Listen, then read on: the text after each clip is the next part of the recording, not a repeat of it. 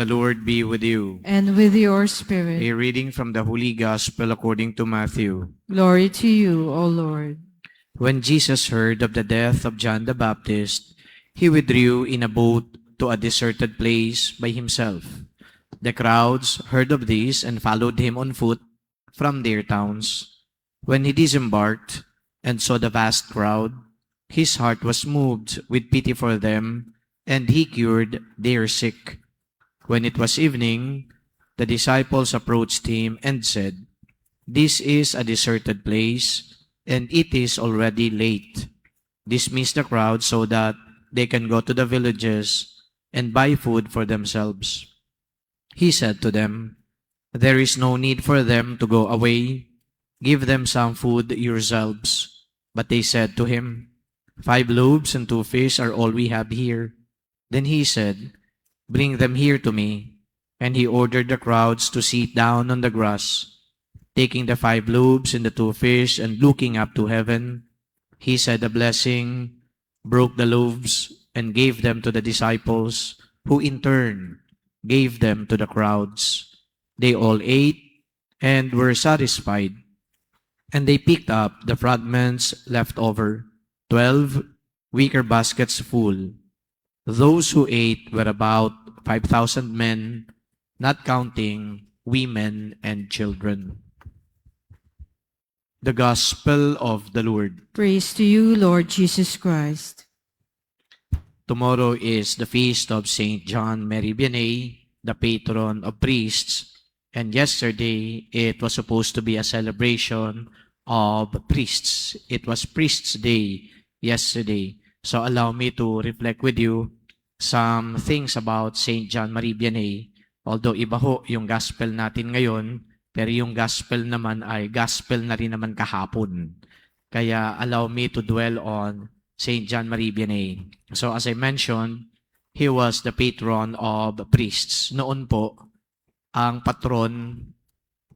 may patron kay Saint John Marie Vianney ay mga parish priests lang. So parish priests lang. Ibig sabihin, sila yung mga na-assign talaga bilang kura paroko sa kanilang parokya. However, as years passed, in-expand na ito. So hindi na lang patron of parish priests, but patron of priests. So ano ba ang meron si Saint John Vianney at kinonsider siya bilang patron ng mga pari? Ang dami-dami hong santo. Pero bakit si Saint John Vianney? Sapagkat si Saint John Vianney ay kinakitaan ho ng unang-una sipag sa pagtatrabaho. At ano yung tinatrabaho niya? Hindi po yung mga pastoral implementation ng programs lang ha. Hindi yung tipong magpapagawa ko ng simbahan. Hindi yung tipong ito aatupagin ko, magpapakain kami sa mga street children o magpuput up kami ng foundation. O ito yung mga pastoral plans ng pastoral council. Hindi po ganun ang ginawa ni Saint John Marie Vianney. Ang trabaho ni Saint John Marie Vianney is salvation of souls. Ang ganda, no? Salvation of souls. So, paano niya to ginawa? He would sit in the confessional 24 hours a day. Imagine that. Aaminin ko ho sa inyo, ha? Uupo kami dyan sa confessional. Mga ilang oras lang. Naku po, nakakabagot. Lalong-lalo na yung nakikinig ka sa mga kwento ng penitent. At hindi naman po pati kasalanan ng kinukwento ng penitent. Yung mga nangyayari sa buhay niya na dapat sa counseling. Ang confession is about confessing one's sins. Hindi po dito yung talambuhay ninyo, pinagdadaanan ninyo sa kamay ng mga mahal nyo sa buhay. Hindi naman po kasalanan yon. Pero yun ang ordeal, ika nga. And I am not trying to pretend that, it's enjoyable to sit in the confessional for hours. But John Marie Vianney would sit in the confessional for hours precisely to save souls. At dahil sa ginagawa niyang ito, pati ho demonyo ay gumawa ng paraan para si Saint John Marie Vianney ay i-distract, si Saint John Marie Vianney ay i-tempt, si Saint John Marie Vianney ay guluhin kahit na nga siya natutulog para makapagpahinga sa napakahabang oras sa pakikinig sa confessional. Ando doon ng demonyo upang siya ay hindi patulugin. So imagine losing that energy. And when it was time for him to rest, yung demonyo naman ngayon ang gumugulo sa kanya. Hindi po ito myth. Hindi po ito legend. Totoong nangyari ito. Nung pumunta po kami doon sa bahay ni Saint John Marie Vianney, napakaliit lang ng kanyang bahay. At kinwento po sa amin, yung pong kanyang wall, makikita ninyo may mga linya ng kuko. Ganun po ginagawa ng demonyo. Yung pong kamay ng demonyo, nilalagay niya dito sa wall, kinakaskas niya para hindi makatulog si Saint John Vianney. Because Saint John Vianney was saving souls.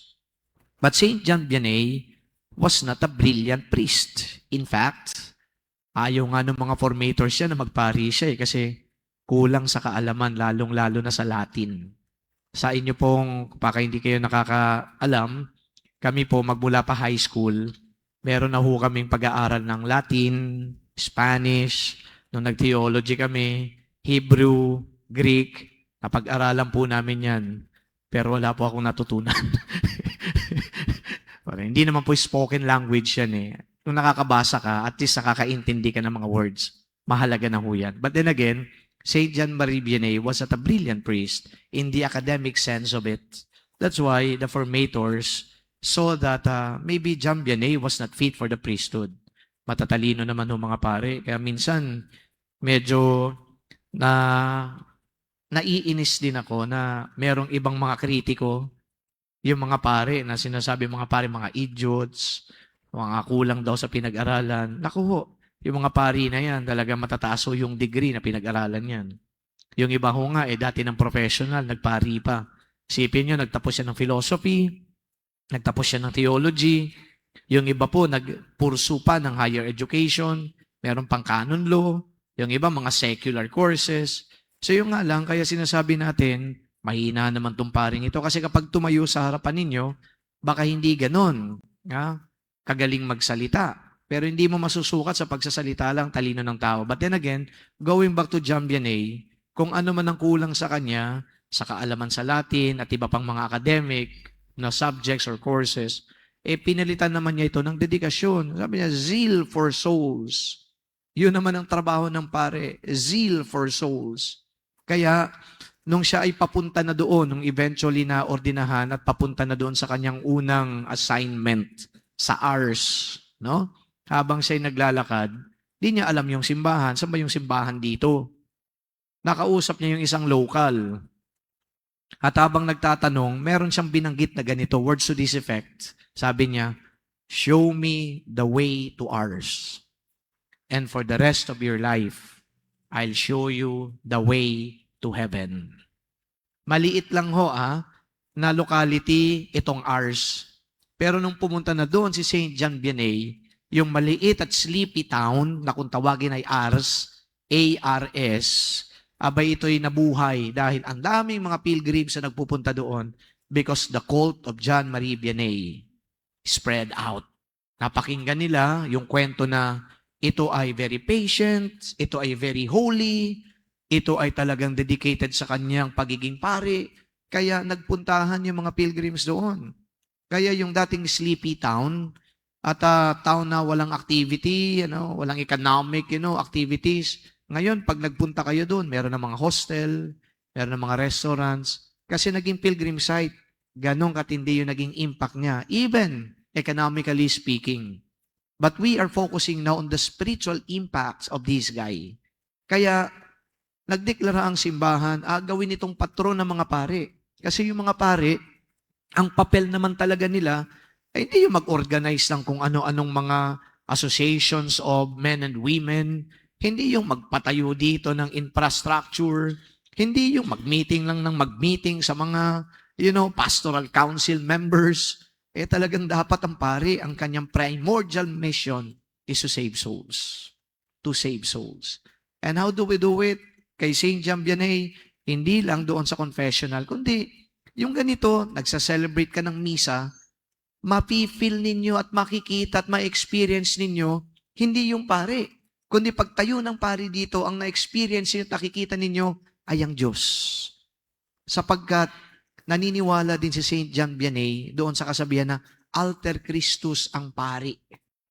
na ang pari ay kumakatawan sa Diyos, another Christ. So yung kabanalan ni Saint John Vianney ay kabanalan na dapat nai-imbibe din ng mga paring katulad namin.